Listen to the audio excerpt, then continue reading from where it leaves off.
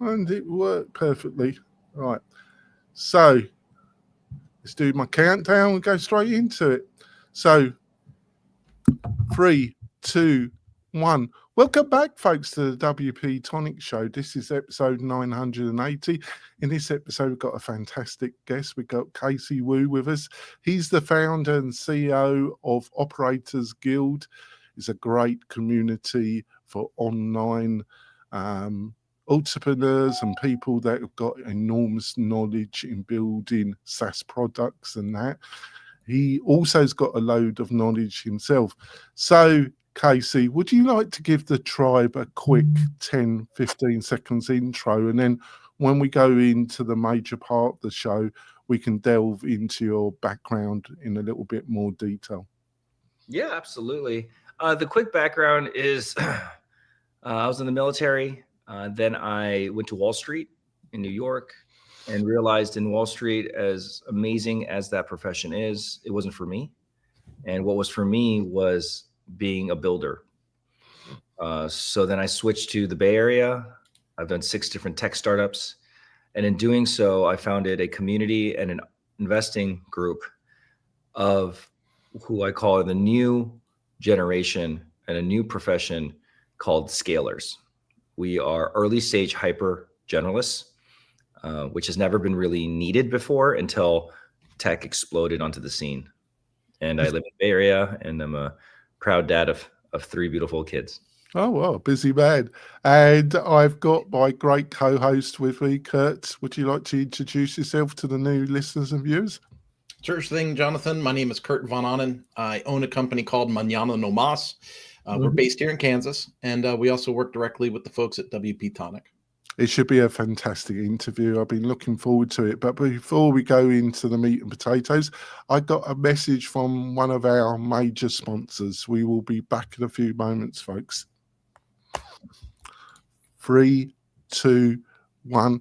We're coming back, folks. I also love to tell you about a new sponsor. They're with us for the month. It's masteryyo.com. They're a learning management system, a new one. Have I butchered the name completely, Kurt? I think maybe you have. I think it's Masterio, I think it is. Masterio. Well, Masterio. So it's a fantastic new learning management system plugin. The free product has, as part of it, Stripe and PayPal integration. That's with the free product. And then they got some pro versions. It looks really fantastic. So the links to it are going to be in the show notes. I highly recommend it. So go and have a look at it and see if it will work with your clients. Like I say, masteryyo.com. Like I say, a new learning management system. So let's go into it. So we had a bit of your intro. So maybe how did you get into the army? What led you to go into the armed forces? I don't get that question as much on these shows. I enjoy it. They didn't just skip to the tech part. This is going to be a very honest but embarrassing answer. Is I was an overachieving kid in academics. I was a valedictorian, did well, and was expected to go to kind of the Ivy League schools. I applied there, but there was a school called West Point. My uncle, out of nowhere, I remember in Chinese, like, have you heard of West Point? And he just, the way he said it was like, it was so revered and admired. And I looked into it, and long story short, it just looked more badass. It's like Navy SEAL jumping out. I'm like, that is just so hardcore. I want to do it. I want to do that. I wasn't ever planning to go to the military. So I'm smart, but not smart. It's just like, wait, that's the military. This is not summer camp. This is the real deal. So I did. It's also a leadership institution. I love people is what I realized. I love teams. I love being with people. So I did it because it was different and badass. That's back when the commercials were badass Yeah, too. I mean, yeah, right. I mean, it works. It worked. You know, the 16-year-old me is like, ooh. So, But it's amazing. It's an amazing place. So how old was you when you went to West Point then? 17, 18. Right. Yeah. So was it as badass as your vision? Did the realities of West Point meet your fantasy? Oh, it's frozen a little bit. No, my visions are pretty crazy. Oh, sorry, you're bro. Yeah, no. The institution, I think it's the oldest. I think it's the oldest academic institution in America, or close to it, right? But basically, they've had hundreds of years or maybe a little over 100. I'm not. Don't quote me, but they have had a long time to perfect the routine, the regimen. So there's a lot of tradition there. And through that, they train you in ways that, I think are very unique, specifically leadership orientation. But what I like about West Point as much as it's well-rounded. Everyone there is pretty athletic. Everyone there has to do a lot of different things. So it wasn't what I call a specialist school. Right? There's certain schools that, which don't get me wrong, is amazing, like art school where they're really good. No, everyone kind of is everything. That's ironic now that I think about it, because the book I'm writing and the Operators Guild that I lead is the generalists. We are the people that have to do a lot of different things, and I think now that I look at it, that's who I am. Well, that's what I thought I would ask you about this, because that occurred to me. So, how long was you in the army then? So I actually was in the military in the academy for only 2.5 years. Yes. The short story is halfway through, I said, I love West Point, love all stuff, but I actually want to do more things than just the Army, which, like I said, should have thought about that before you signed up. I was doing pretty well at West Point, and it generally means you can pick the branch and you kind of can control a bit where you're going to go after you graduate. Mm-hmm. I wanted to do aviation. So that's Blackhawks, Apaches. That's more schooling, by the way. So just like kind of fighter jets in Navy. So if you take so I'm a sophomore, so that's junior, senior, 2 years, and I think another 7.5, not 5. So we're talking almost 10 years more. And it was just, wow. Like I was 20 and they said, yeah, you're good. Keep going. And then when you're 30, you can come out. They're like, 30, I can't even keep a girlfriend around for a year, let alone do anything for 10 years. But more importantly, I had a lot of other interests. I wanted to do economics. I wanted to do finance. I'm like, what's my opportunities to do other stuff than fly helicopters? They're like, you can go to adult school, like, night school, and then like study. But the finance branch just closed that year. But you can go to a business school when you're 30. We send you to Harvard Business School. And I was like, so it didn't feel, I was too impatient, to be honest. So, and you have to leave. You have to leave before your junior year starts, unless otherwise there's penalties. Yes, that's how I was. I know Sandhurst and the British Army. Oh yeah, okay, yeah, that's exactly right. There are penalties. You sign a contract, so That's right. do. So it was. That's right. It was the moment of truth. They were asking for you to sign the dotted line. Exactly what it is. Yeah, West Point, Sandhurst, same. Yes. Right. So you decided then finance. What led to that decision, and how long was you in finance? So I went to Harvard. So I have a kind of a weird hybrid undergrad. It's West Point and Harvard. Very different schools, but they're all both very extreme. I mean, Harvard, I studied economics because I always thought, I don't know what I want to do, but I don't know. I'm supposed to make money. But like when you take a job, I don't know. You're supposed to, and I'm good with numbers. I'm not really artistic, right? I'm not great at sports. Was your family more supportive about you going to? That's another good question people don't ask me. When I said when I want to go to West Point, my mom started crying. Oh, God. And my dad was happy. Right. He was happy because it's all paid for. Right. Yes. It's all paid for. And Harvard both are happy. They get to see me more, and I'm not traveling the world fighting wars.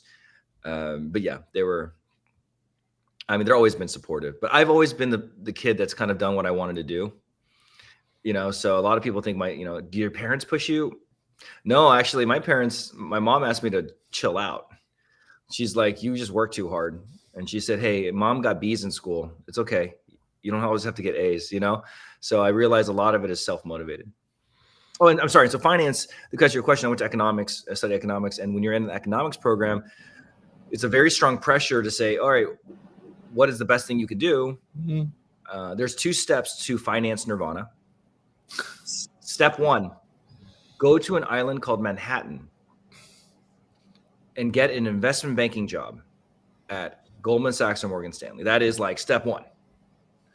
Hard to do, fight, internship, interview, sell them with army stories, be different, whatever. Just got to get in. Okay, so you're there. Amazing crew of people, super talented. A lot of my close friends now. 2 years there. It's almost like boot camp, very similar. It's called Wall Street boot camp, in my opinion. And the second and last step is get a hedge fund or private equity job and retire. Have you seen The Big Short, the movie? It's a great movie. It's about a hedge fund manager. So that was my path to finances, a good one. And that's where I ended up, Wall Street. So how long was you in Wall Street? 8 years. So almost as long as what the army wanted from you. I couldn't even get that far. Yeah. Almost as long. I couldn't even do that. So you decided after 8 years that Wall Street was getting a little bit not your buzz. Is that about right? How long did that feeling that it was time to move on, how long did that take before? Yeah. I had this amazing hedge fund job. I had a corner office overlooking Central Park. My office was bigger than my apartment. It was just amazing. I was like, wow, I feel so lucky, so cool.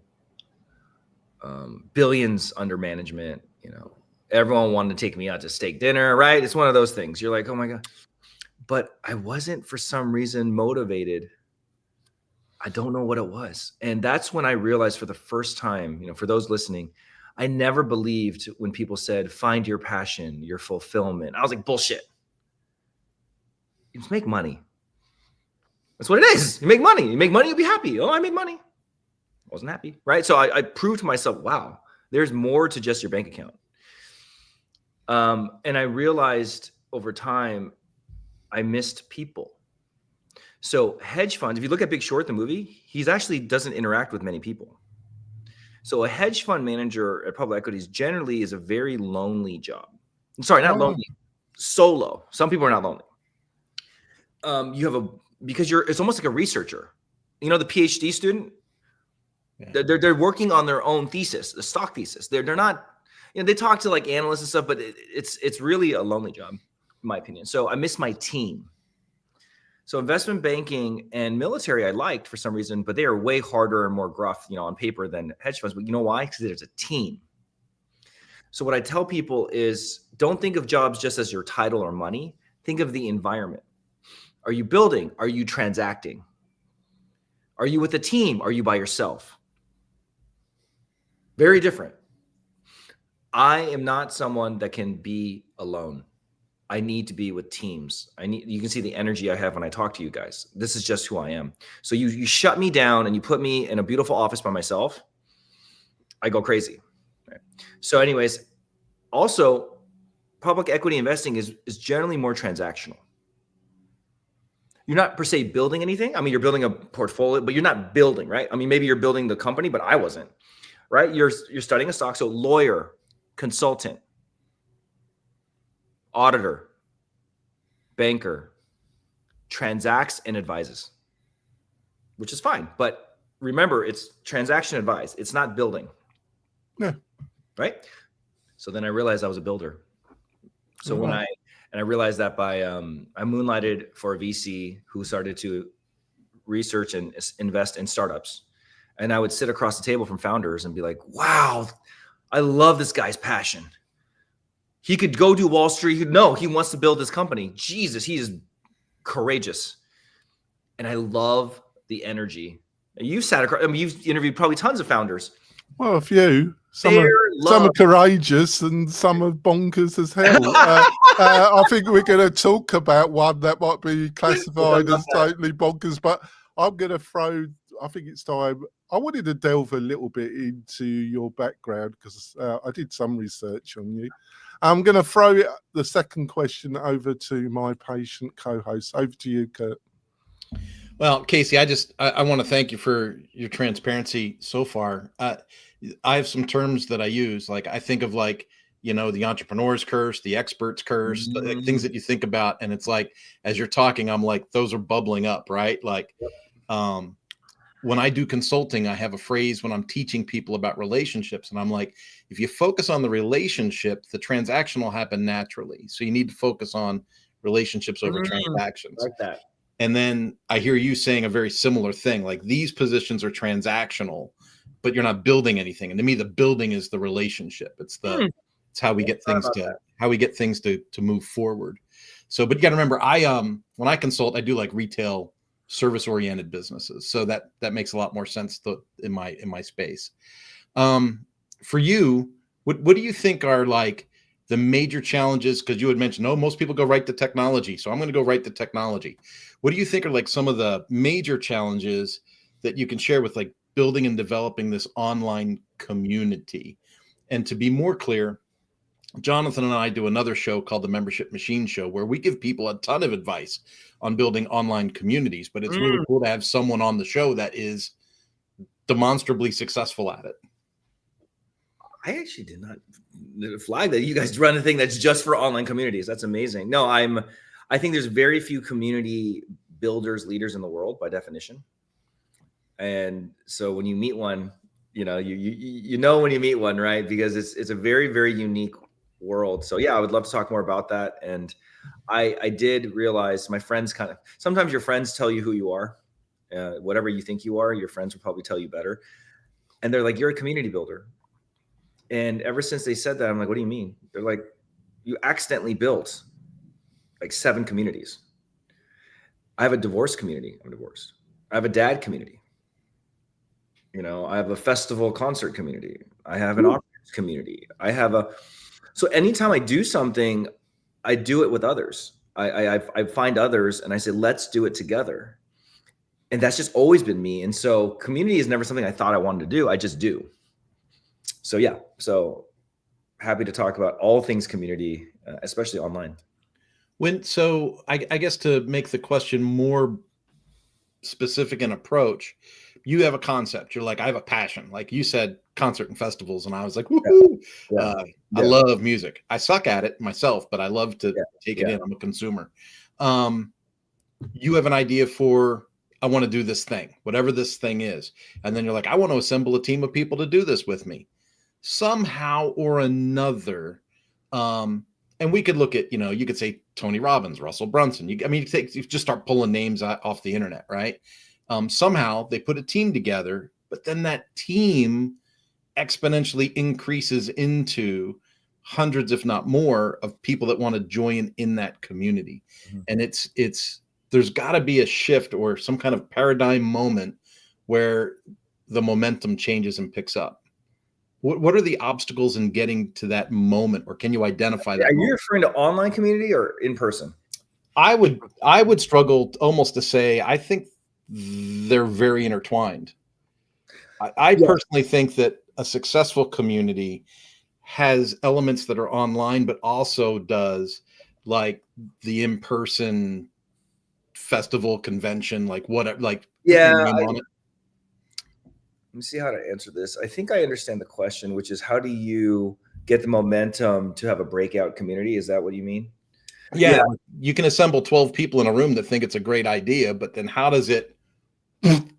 Now, to be very fair to what I said, I really only have 2 communities, maybe really only one that's broken out. The rest are my mini friend communities that, to your point, are the 10 to 15. Yeah. I do think this 10 number, whatever, is where it breaks. It's very, very hard to build a breakout community. Very hard. I think to answer in many different ways, no particular order. One is authenticity. So to use the concert example, if I'm not really into concerts, That's not going to work. Like, you really need to understand and have a passion for whatever shared common interest is going on.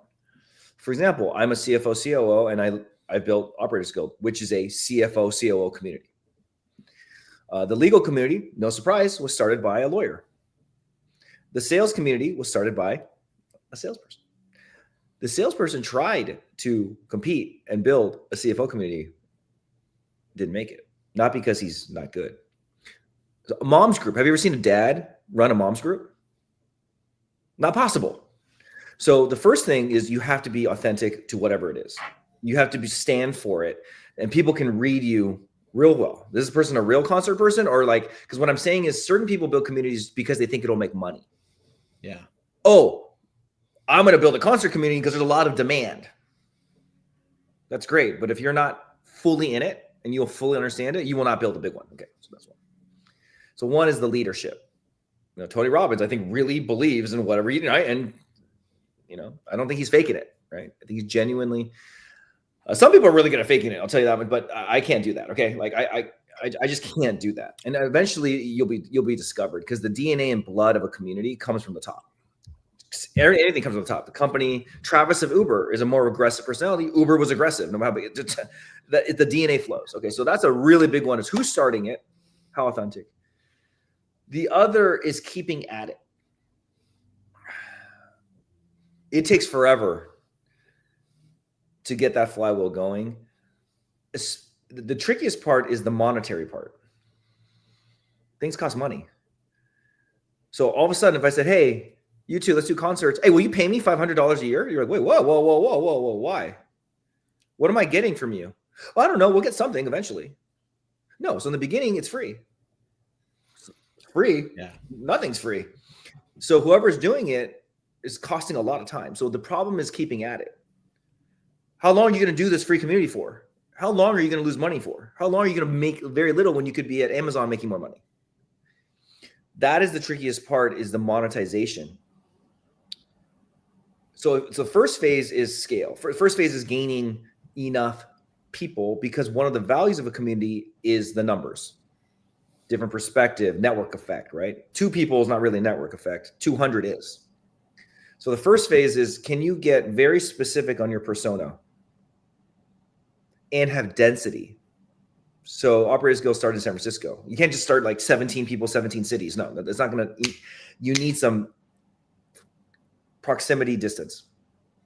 So you do density generally. Online, I think is interesting, but there's time zone density, right? You don't want to, like, people wait, so there's that. Yeah. So anyways, my point is you get a very specific topic. Ours was scaling at early stage companies, and know who you are not. Do not let in everyone. So the first crop is so important. And I got lucky, right? We were all a very similar type, high caliber, A quality. And then was the value. The value was therapy.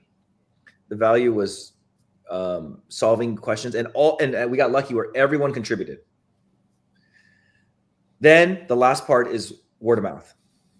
All of a sudden, communities start through, I know of this great group. I know that Operators Guild is the only paid community that I'm aware of in the world that's 100x organically. We don't have a single salesperson or go-to-market motion. It was all word of mouth. So anyways, so that's where I got lucky, because I think it was going to happen. I think this was a need. Oh, so the other thing, is there a need? Is there a need? Yeah. Time is the most valuable thing people have now. And in this tech world, our time is being consumed by everything. So getting someone's time is more difficult now. If there's 7 communities that I love, I don't have time for the 7 communities. Think about that. I have to be the number one community to them that matters the most to them. So if you think about it, to get a community to break out, it has to be specific. If it's too broad, the specific community will win.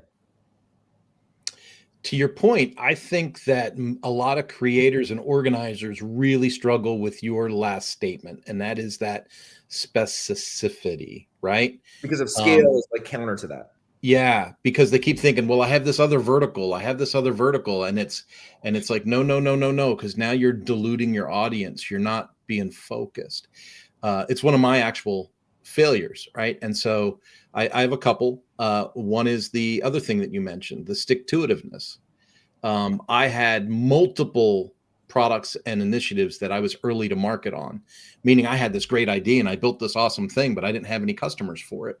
And then I lost patience and I turned it off. And then 2 years later, someone else did the exact same thing and became a millionaire, right? Then it's like, and you're like, oh, that was painful to watch. And so I went and did it again. So on my more recent project, I literally built it and it didn't do anything for years, but I just kept it going, being patient. Everyone said, turn it off. And I said, I can't. I've done it before. I'm not going to do it again. And now this is the 5th year that it's been out, and we finally have profit momentum after 5 years. That's amazing. But yeah, 3 to 5 years. Yep. Very focused, very niched, very directed. But it took forever to get that in. And now we're finally hitting that word of mouth stage you mentioned.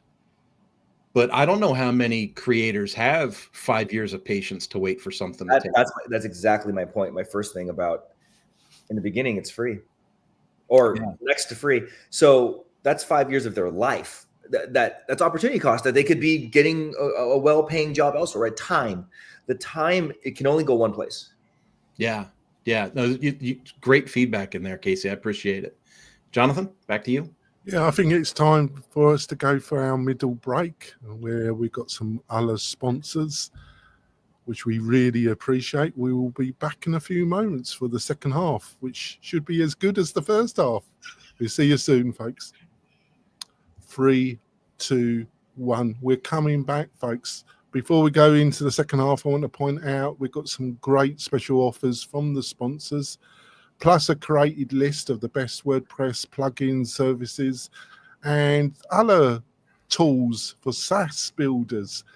It's really a fantastic free resource, and you can get this by going over to wp-tonic.com/deals, wp-tonic.com/deals, and you can get all the free goodies there. What more could you ask for, my beloved tribe? Probably a lot more, but that's all you're going to get on that page. This is a fun question.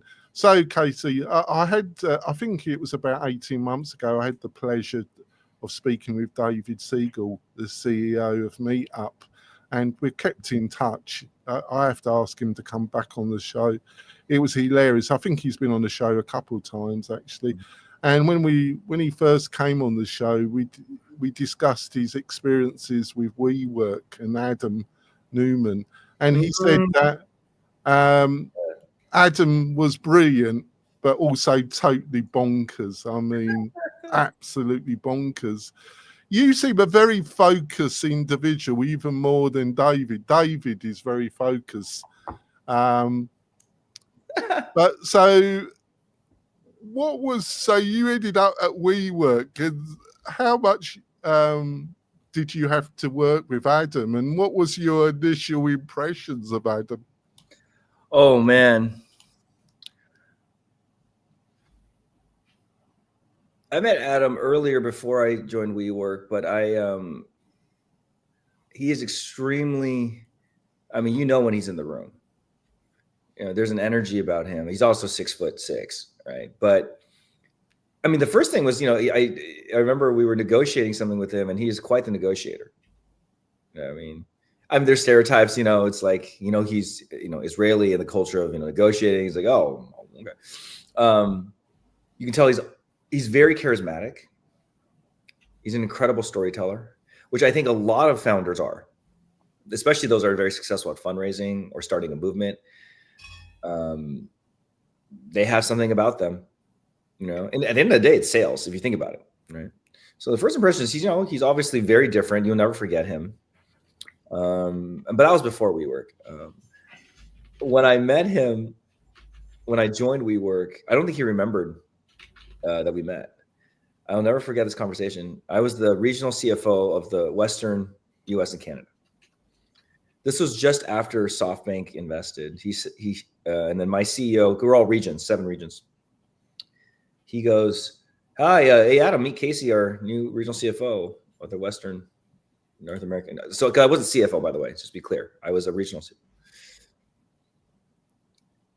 And he looks at me, he goes, have you ever managed a $2 billion region? We were not that at the time. This is him being a founder. That's going to go public. And it was direct, right? It was now my culture is also very direct. And Israeli culture is also known to be very direct. That's one way of putting it. Yeah. And so then I said, no. Have you ever led a $16 billion public company? And he goes, and he just smiles. And that's it. There was a respect, of a challenge where both of us, all of us, have never done what we're about to do. And so he's very direct. It was my first impression. It's very, very, very smart, very charismatic, and had a really, really strong vision that obviously attracted me there. I'm obviously, if you can tell, I'm an extrovert. I'm a community person. So WeWork is that. WeWork is about people and community. When did you start to realize it was the other side of Adam, which I don't know if you met or worked with David Siegel, but he said, when he was on, he said it was like after the first couple of weeks, he saw a side of Adam where he realized it was a bit bonkers as well. Did you have that feeling? Yes. I mean, I think a lot of strong visionaries, big storytellers, to be honest, almost every time you hear them talk, there is a level of extreme. There's a level of I call it 1 + 1 = 5. Yeah, they're talking up their book. You expect it, don't you? Things just don't make as much sense. For example, it was like we need all the regions. We need to regionalize all the financials in a month. I'm like, wait, what? Like that takes like 9 months. Yeah, well, you got 1 month, right? So there's a bonkersness to. I mean, you've seen Elon do this. Yeah, we're just gonna do this many Teslas by way. What? And they're like, is he serious? Oh yeah, but there's bonkerness and there's bonkerness, isn't there? Yeah. Did you get the sense that it was on Bonker Plus, as I would say? I think and there's certain things I cannot talk about. No, of course. I'm only asking stuff that you're comfortable. You're only going to share that with me. So I'm being selective because there's a lot of things that. No, I think the part that became more disconnected was, when you see the valuations we were raising at, it was disconnected. Because the amount of money we would take in would only give us, at the run rate, this was all known. The run, I'm going to make it up. It was like, it would give us 7 months of runway. But the valuation would require 6 years of doubling to justify it. Does that make sense? A valuation has a cost. So you have to match that with the money you got to achieve that valuation. So the runway was too short to achieve, or basically there's no margin of error. And so as I looked at it more and more, I was like, how are we going to do this? Now, obviously I didn't have the power. I mean, I was, at the regional level. At corporate, they raised money and they did their thing, Maybe they had a secret plan up their sleeve, a different business model. I don't know. I have a lot of business models. Well, David was quite scathing. It was an interesting interview because he was quite scathing about Adam in some ways, but very forgiving in others. He accepted he's part of it. When it comes to Adam, obviously he's got this part of his experience was American, the Israeli, having dyslexia. He's been quite public about that, hasn't he? Also, the element of that his wife took in the business as well. All these factors. Would you say, before we move on to the next question, because some people say that it was a total con from beginning to end. I don't sense that myself. I have been merciless in taking the Mickey out of Adam and his wife, but I don't sense. Or do you think he got into it and it just got bigger and bigger? Really, yeah, it's that. Yeah. No. I think actually this is one I do feel very strongly about, and I will. There are some people that have mixed up WeWork with Theranos, or that type of stuff. Yeah, not at all. So there's a difference between a product that's a fraud and a really good product where it was mismanaged when it came to the finances. WeWork is real. WeWork is the leading global. I mean, it's an incredible space. They exist today, and there's many people who work there and love it. So no, that's obvious. It is what, to your point, what got weird, what got different was obviously the management of it, the speed. I can't comment. There's obviously like certain things he did or whatever that was questionable. So yes, that's a separate matter than the business, right? The core of the business was a very simple idea that was very awesome, which is, why do co-working spaces have to be boring? Why can't it be more communal? Why does it have to be like a weird like hospital where no one talks to each other? Exactly. Like, why can't it be more loungy space and connecting and relationships? And it worked. So I think what's sad is if we had managed the pacing of it better, it would have been very, very, I mean, it's already successful, right? That's the other thing. It's, it's still, billions of dollars, right? So it's not a failure. It was a failure in the sense of like expectations and what was raised. So before we move on to the next question, I think what you're saying, I'm going to put this to, because in some ways I'm putting words into your mouth. I sense by what you just said that you feel that Adam in some ways was his worst enemy in some ways. I actually think SoftBank, right? Because you actually think about it, when I asked, like, wait, so why are we growing at that speed? Or why is this the metric? They said, that's what the board wants us to do. Right. So we were, air quote, following orders. Yeah. I mean, these are our investors. The board manages us. So it wasn't like the board said one thing and we just, so SoftBank was the main governance. And it was them and Adam who agreed, right?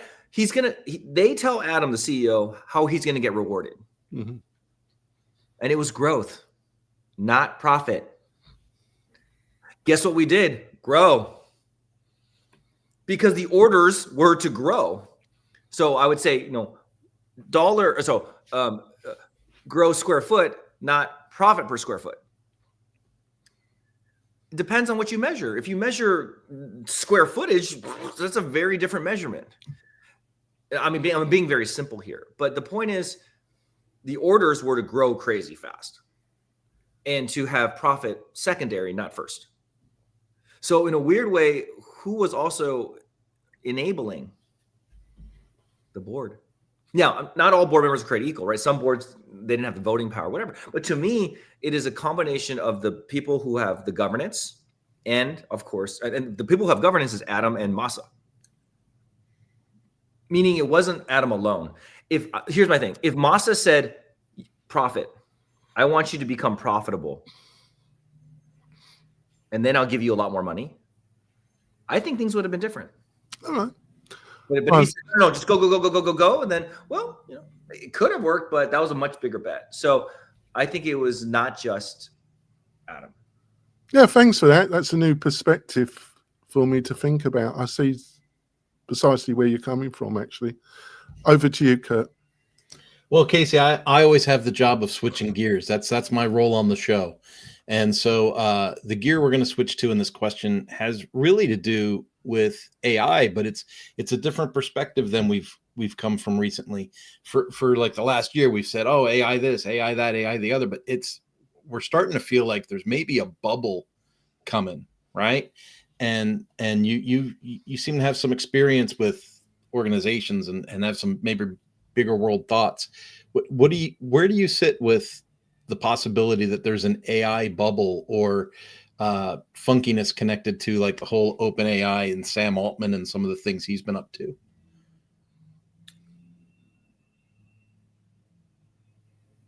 It's interesting, the definition of bubble. I'll define it as getting ahead of actual value, or priced ahead of. I'm trying to answer very succinctly. I think AI is very, very real. I think it's so. I think in analogies. So pardon me if I think AI is equivalent to kind of when the atomic bomb was kind of developed. Before that, it was conventional zeros and ones in software. Then all of a sudden, this orders of magnitude greater weaponry, in this case, technology, was discovered. It is kind of like that. It's like, oh, right? It was like so nonlinear. And just like nuclear technology changed the world, so is this in a major way. One of them is power.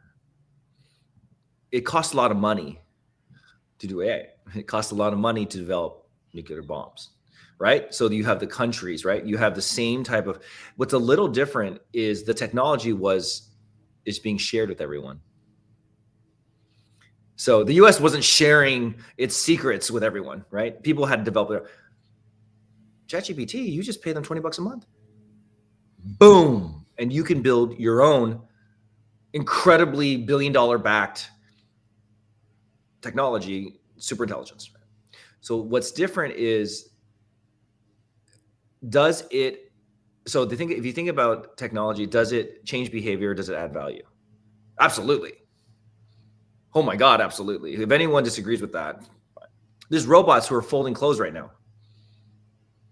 I just summarized an entire vomit that I did, in 2 seconds. I was like, wow, now that's a way better summary. Saving me time so I can spend time with my kids. There's real value. Full stop. Yeah. So in that sense, I don't think it's a bubble. I think what is a bubble could be certain valuations for certain companies. But the part that's not a bubble is AI is different in the sense that the market size it deals with is way larger than any other market size. And I can see this. Why? Growth. So what's not a bubble is there's a company I will leave unnamed that is adding 1 million of incremental ARR a day. Wow. The average price point is, I want to say, $400 a year. So they're not selling $100,000 contracts. That is how fast, that's how big their market is the conversions coming in is 1 million a day. Yeah. So that is real. When people are actually, so you know what's a bubble is when there's no money being transacted. Like, Yahoo eyeballs. No. People are paying. So you're actually seeing revenue so that the records are being broken. I think one company reached 500 million from almost a dead start in 17 months. Wow. So think about that. That is not the same as it's always been. So that does justify bigger valuations. Now, the question is how big? So the bubble-ish part would be, I think it's worth $1 trillion, but it's really worth 500 billion. So size and scale are all there. The other part is there's going to be a lot of what I call graveyard. So it's very easy to start an AI business now because for $20 a month, air quote, you can just pipe in and everything's easier now. Coding's easier, right? So that's great. You can innovate a lot faster. The issue is when you have more people trying, you have a lot more lotto tickets. There's only a certain amount of customers in the world. So it doesn't. So not everyone can win. So there's going to be a lot of, instead of 10 new companies in the past trying to the same thing, it's 50. But that also means way more people don't make it. Well, it's when you're in our space, you can just see it through your own feed. Like when you're on social media and you're getting fed the ads, the ads were ChatGPT $20 a month, right? The ads were Claude $20 a month. And now the ads are this new WYSIWYG AI agent tool that has 2,500 tools, and it's a lifetime deal at $60. And you're going, that seems like we've already, like, how quickly we went from, like, a PC used to be $5,000, and now you can run the Best Buy and buy it for $300. But it took decades for that price model to come into that perspective. And with AI, we've seen it go from here to here in a year or 18 months, and it's pretty shocking. It's because of the dynamics I discussed, which is the powerful technology is cheaper for everyone now. So the cost of starting a product is less. Yeah. So that means you can charge less. Then the other factor is there's more competitors. So what happens when you have more competitors? Price goes down. We have too much choice. Yeah. To your point, I bundle 500 things. I'll bundle 1,000 things. Oh, the consumer is winning. Now, consumer is also getting completely drowned, right? But we have more choice than ever. This phone is so powerful. The amount of things, I lost my phone for a day. I went nuts. I literally couldn't call an Uber. I couldn't check my babysit. I was like, I didn't realize the power we have as a consumer, as an individual. So to get that consumer's time, I mentioned time. Yeah. Which app am I looking at? Ooh, I have 1,000 apps. Instagram is number one, right? Gmail. Wow. To be that is extremely hard. So there's a lot of failure. And by the way, you have to get my money too, not just my attention. You have to get my money, or attention can be money, right? That's Facebook. But think about it. There's only so much 24 hours in a day, and we have so much. I can go to a concert tomorrow. I can go do this. I can go, oh my God, too much choice. So you just think about it visually. It's massively crowded, highly competitive, lot of deaths, and those who win big. Yeah. Win real big. So the extremes are happening now. Well, and your reference to time multiple times in this particular interview, for me, is a dichotomy way of thinking. Two very extreme things, because there's so many options. Time is so valuable, but at no time in my adult life do I remember people just sitting and mindlessly scrolling for 2 or 3 hours on something silly. And so on one hand, time is exponentially more valuable, but it's exponentially more squandered than it's ever been. Well, to use the same analogy but for different, is someone told me social media is like the discovery of the nuclear weapon. It is so what they were saying is humans innovate. Generally, they have good intentions, right? Generally selfish, but good intentions. What happens is we discover something, and then it gets unleashed, and we cannot put it back. For example, the steam engine or industrial. It's like, whoa. And so cars are great. Cars are pollutants. Okay. Yeah. Then you find nuclear technology. There's nuclear reactors that are amazingly, helpful to power the world. And then they also kill and do genocide, right? So, but we can't pull it back. Once the technology is discovered, we cannot pull it back. Good is using it. Bad is using it. AI. Social media.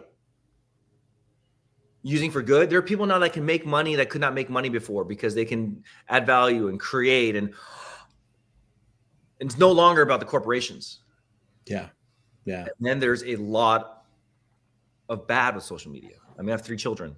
They are addicted as all hell. Yeah. So I'm saying it's the same thing. So AI, it's good and bad. Unleashed, oh God, we can't put it back. Social media, unleashed, oh, what is happening? So I hopefully I'm an optimist that as humanity, we more good than bad, but the bad is always there. And that's going to be the same with AI. Nice. Very insightful. Jonathan? Yeah, we've got to wrap up the podcast part of the show because Kurt's got a hard deadline at 10.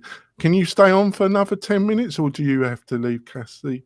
I think I can. Yeah, I think I'm good. Yep. All right, because I like to go through a couple other questions, but we're going to wrap up the podcast part of the show, but you'll be able to hear the whole interview on the WP-Tonic YouTube channel. And if you like the whole show, think about subscribing to that. We've got a ton of content on there. So, Cassie, what's the best way for people to find out more about you and what you're up to? Yeah, LinkedIn is great. If I'm in LinkedIn, you can also, if you're interested in the Operators Guild and you're an operator, you're a scaler, or an elite generalist at early stage, please sign up for Operators Guild, or you can ping me. Find my team, it's all there. Angel investing, I think, is extremely good way of learning about what's going on in the world. FOG Ventures is the investing arm of OG. FOG stands for Operators Guild. We have some of the most elite tier 1 companies syndicated there. There's no cost to actually to invest, but you get to see the best deals. So obviously you got to be confidential about it, but just reading who are the leading players tells you a lot about the world. So yeah, my job is to basically help operators navigate this crazy world as a profession and as a community. That's fantastic. And Kurt, what's the best way for people to find more about you and what you're up to? Well, like Casey, I try to be on LinkedIn almost every day. So if you want to make a personal connection, that's the spot to do it. And then for business, it's mañana no más. That's fantastic. And if you really enjoyed this interview, one way you can support the show is if you're listening on your phone and listening either on Spotify or iTunes, it's really easy to leave us a review. And those reviews are really important because they are shown, the podcast is then shown to a load of other new people who can then benefit from our guests and their wisdom. So if you could leave us a review, like I say, on Spotify or iTunes, that would really help, folks. We will be back next week with another great interview. We'll see you soon, folks. Bye. So let's go on to the next part of the show. So what are some of the AI tools and, also the products that might have been pitched to you or through your network that have come on your radar over the last couple of months that really got you a little bit excited? Anything that you could share with us? I mean, there's the usual ones people know about, obviously ChatGPT. Gamma, there's a member of OG, it's for presentations, AI presentations. Harvey is for legal. Yeah. I love Rillet, the CFO tech stack. So Rillet is doing incredible things in the ERP world. So ERP is, the general ledger, so accounting, so B2B. Yeah. So obviously it's less consumer-ish, right? But I think is incredible. There's a whole bunch of other CFOs, new future titans coming. I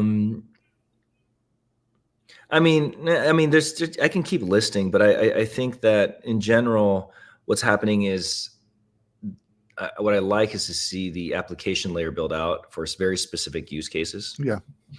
And that's really nice to see that, there's a use case study for that is very specific and well done, and, high value for a certain persona.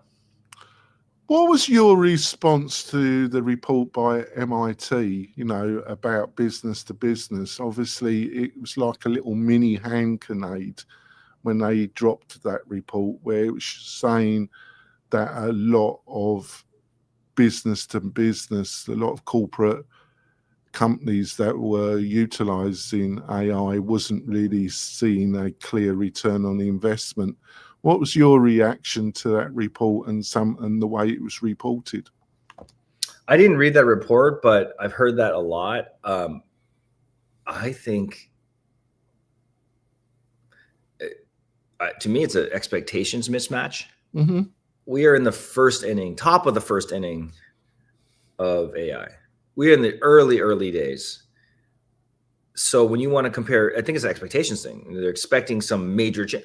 Just give it a little time. If you don't think it's going to deliver impact, just give it a year, So once again, I don't know what they're measuring against, if they're measuring against something very high in terms of what it's supposed to do or expectations, well, yeah, it's going to miss it.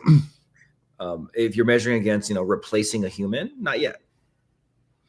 Right. But well, I think the industry in itself, and Sam Altman is the kind of poster child, in my own opinion. I don't think it's done itself a lot of favors, but to me, there's an enormous drive because what you indicated in how you answered previous questions is that there's not a lot stopping new players. So really you want to build up an enormous base of capital, then try and attempt to build a market position where you're more defended. So there seems to be an enormous rush to get capital and to get as much capital backers as you can, but on the other hand, you got OpenAI and ChatGPT. It's got enormous brand recognition now. It's become a verb. Like let's do a Zoom through covert. AI. It's ChatGPT. Yeah. But I just want to put this to you. I'm no expert on it. I have got a couple, not close friends, but people that I can speak to that are AI scientists, and these large learning models and scaling has achieved some amazing results. But there's a lot of people in the AI industry that say that scaling's the return that you're going to get through scaling will diminish, plateaued to a certain level, and they're doing a gamble about looking at other AI technologies that might get this what they call general intelligence. Yeah. Rather than focusing on what you were indicating, which was that second layer where you're looking at specific industries, groups where specific elements of AI could get a return on investment. What's your views on what I've just outlined? I think there's always, if you see technology, there's always going to be plateaus and then reaccelerations. Reaccelerations. To me, what matters is the general direction. The general direction is, I just say it more factually, not as I wish for something, but AI was going to be more of the world. That's just, it's kind of when the internet started. It doesn't matter what plateau or not. It's going to continue to, that's it. Or when people say, oh, my privacy on Facebook, I don't want it. It's going to go one way, less privacy. It's like fighting gravity. So to me, people are just looking at these like very close in time. It's plateauing right now. Okay. But if you pull out, it's going up. It's like a stock. If you look at, day by day, oh, look, the stock is, but in general, it's only going to go one way. It's more usage, more power, more intelligence. How it's going to be used, we don't know. But it's no different than every single, when the first car came out, only more cars. When the first plane came out, more planes. Like there's not going to be this, oh, I guess we're done. All right, we're done with AI. I guess it's plateaued. I guess we're going to stop here. No, not going to happen. That I'm very confident about. So these people who are talking about plateau, okay. Well, here what happens in nature is that it offsets. So when something gets too costly and you don't get enough value, the cost goes down. So eventually, too, there's like the cost of GPUs, the cost of data start to decrease per GPU, right? Because we get more efficient. So all of a sudden, it starts to, remember the whole cost per output? Well, the cost of whatever you're getting is going down, just like TVs, right? TVs used to be $10,000. Now they're $200, right? So the cost of components, the cost of starts going down. And then it reaccelerates progress. So I think there's a natural ebb and flow of that. I'm not saying it goes forever, but I think we're so early to be able to say we've plateaued, I think is unlikely. Well, I think you pointed out a really interesting concept there, but on the other hand, it just really depends. Obviously, it's logical if you've utilized certain technology and you've just utilized like I say, I'm not an expert on it, but you just utilize very large data models and very sophisticated mathematics, and you utilize pure computer power to scale. And if you can build out more scale, you're going to get a better result. But other experts, they say that, you know, and it's difficult for me to make an assessment because I'm not in that industry, right? That scaling, yeah, they could build a much bigger data center. They can throw a lot more resources, but they're saying that that the technology's reached the limit. I think what you're saying is that you're pretty confident there will be other technologies that they will be able to utilize on that present plateau and accelerate again. Is that the crux of your? That's exactly right. Yeah. Right. I think it's just ebb and flow. I think that's what they're betting on, isn't it? Just ebb and flow. Yeah, of course it's going to plateau. It needs to rest a bit. Jesus, it's done. It's advanced pretty quickly. So of course things plateau here and there in life. Everything slows a little bit, but I think what they're trying to say potentially is that it's done. It's plateau. This is it. This is the. I mean, come on.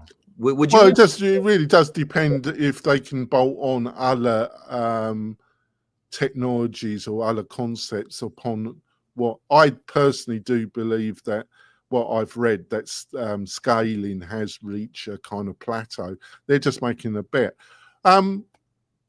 What's your reaction to the environmental consequences of all this? Basically building a load of new data centers and the electricity and building a load of gas-fired energy units, or looking at nuclear that will take at least 10 years to come online. And then you've got the actual water consequences of what these data centers need. This doesn't seem to be on the radar a lot. Have you got any thoughts on that? Yeah, no, I definitely have heard this, and I'm not very close to it, but absolutely, I think resource consumption is something that is very important. As I was mentioning before, I think with all powerful technologies, there's good and bad. My hope and optimism is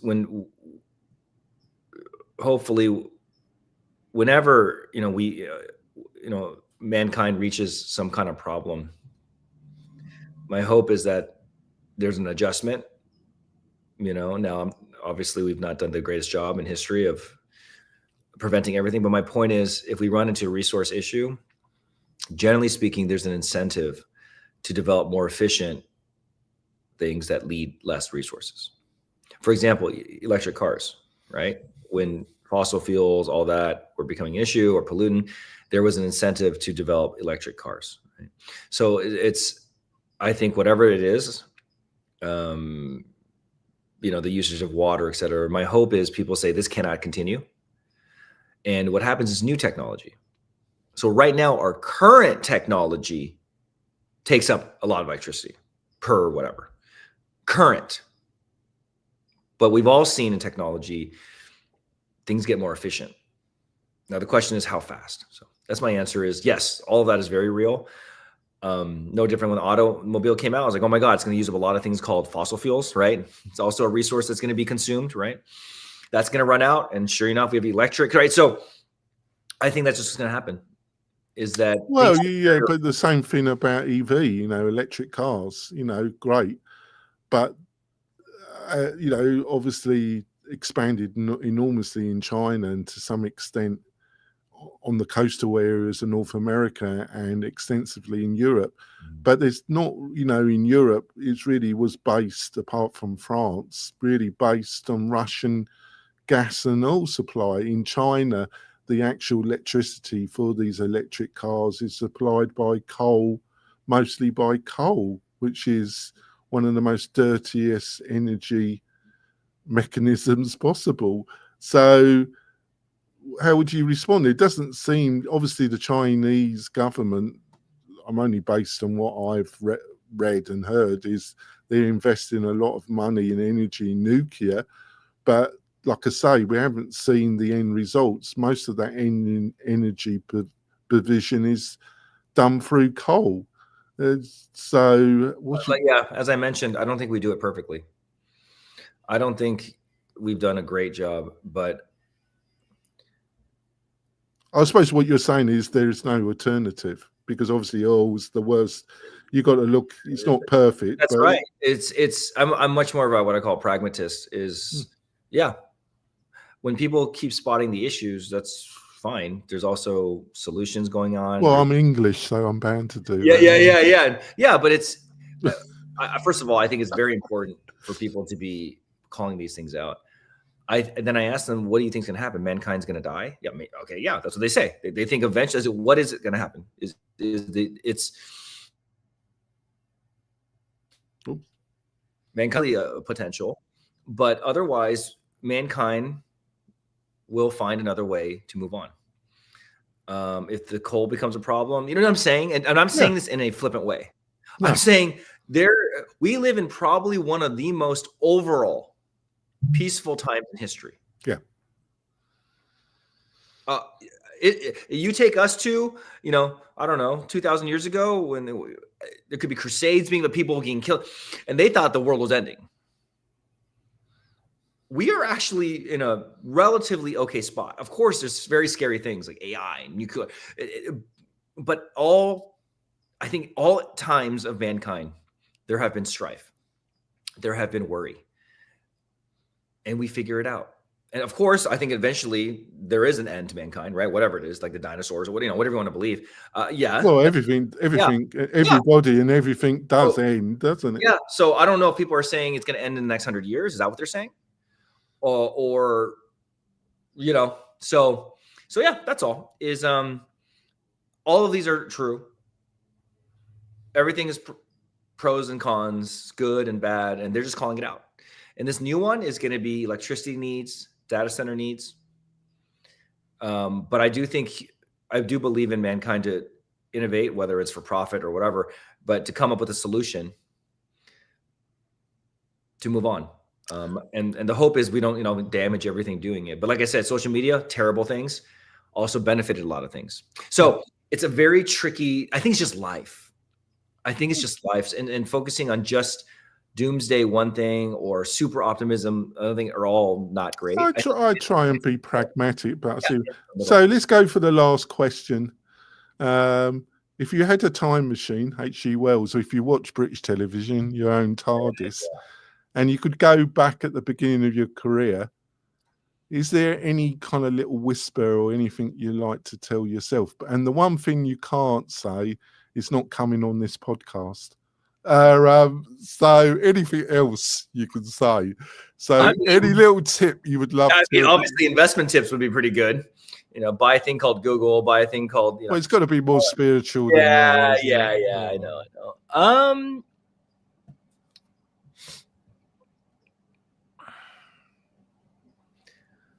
I've always been an extrovert, but I think how much time I spend building relationships, I wish I spent more of that time earlier on doing that. Obviously, as a kid, you're in a cubicle, you're working, you're not spending time as much with building relationships as senior folks maybe. But I think telling myself early on, focus on building good relationships, spend more of your time with others, building great relationships, understanding, learning from them. That would be what I would say. Yeah, I think that's fantastic advice. Casey, it's been a fantastic interview. I think we've covered a ton of different topics. You're great questions. Great questions. Oh, thank you. I try and provide value for the people we're interviewing. And I think it's a great time to wrap it up. Like I say, folks, we will be back next week with another great interview. We'll see you soon. Bye. Thank you, Jonathan. I apologize. I'm running late.